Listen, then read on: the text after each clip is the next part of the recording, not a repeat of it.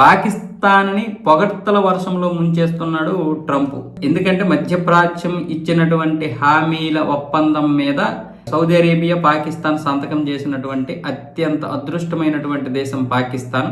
Israel, Qatar మీద దాడి చేయడం వల్ల అరబ్బలతో $100 బిలియన్ రక్షణ ఒప్పందం కూడా చేసుకున్నటువంటి గొప్ప లక్కీయెస్ట్ దేశం అంటూ పాకిస్తాన్ అయితే పొగడతలతో ముంచేస్తున్నాడు ట్రంప్. నిజానికి ఈ ఒప్పందం ట్రంప్కి ఇష్టమా లేదంటే ఇష్టం లేదనే తెలుస్తుంది. ఎందుకంటే సౌదీ అరేబియాని ఇంతవరకు కూడా తన కంట్రోల్లో పెట్టుకోవచ్చు అమెరికా, కానీ ఇప్పుడు పాకిస్తాన్ దగ్గర ఉన్నటువంటి అణ్వాయుధాల విషయంలోనే ఈ ఒప్పందాలన్నీ జరుగుతున్నాయి. ఇంతకు ముందు కూడా, ఇప్పటి నుంచి కాదు, 1980 నుంచే ఈ ఒప్పందాలు జరుగుతున్నాయి. అంటే అప్పటి నుంచే అణ్వాయుధాల విషయంలో సౌదీ అరేబియా పాకిస్తాన్కి నిధులు ఇచ్చింది, వడ్డీ రూపంలోనో దానికని దీనికని చెప్పి. చివరికి పాకిస్తాన్ని తన కంట్రోల్లో పెట్టుకుంది. ఇప్పుడు ప్రపంచవ్యాప్తంగా అధికారికంగా ఎందుకు ఈ ఒప్పందం జరిగిందంటే పాకిస్తాన్కి కూడా ఇప్పుడు సపోర్ట్గా ఏ దేశాలు లేవు, కానీ సౌదీ అరేబియా ఉంది అన్న విషయం బయటకు తెలియాలి కాబట్టి ఈ ఒప్పందం జరిగింది. వాస్తవానికి లోపైకారికంగా ఈ ఒప్పందం జరుగుతూనే ఉంది. ఎందుకంటే సౌదీ అరేబియా సైన్యానికి శిక్షణ ఇస్తున్నది పాకిస్తాన్ సైన్యమే.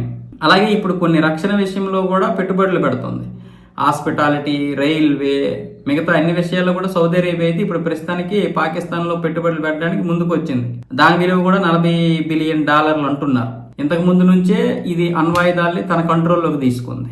ఇప్పుడేమొచ్చేసి ప్రపంచ దేశాలు, ముఖ్యంగా భారతదేశం పాకిస్తాన్కి బెదిరించకూడదు, బెదిరిస్తే సౌదీ అరేబియా ఉంది అన్న ఉద్దేశంతో ఈ ఒప్పందం జరిగిందని తెలుస్తుంది. అయితే భారత్ ఎప్పుడు కూడా అనవసరంగా ఎవరి మీద విరుచుకుపడదు.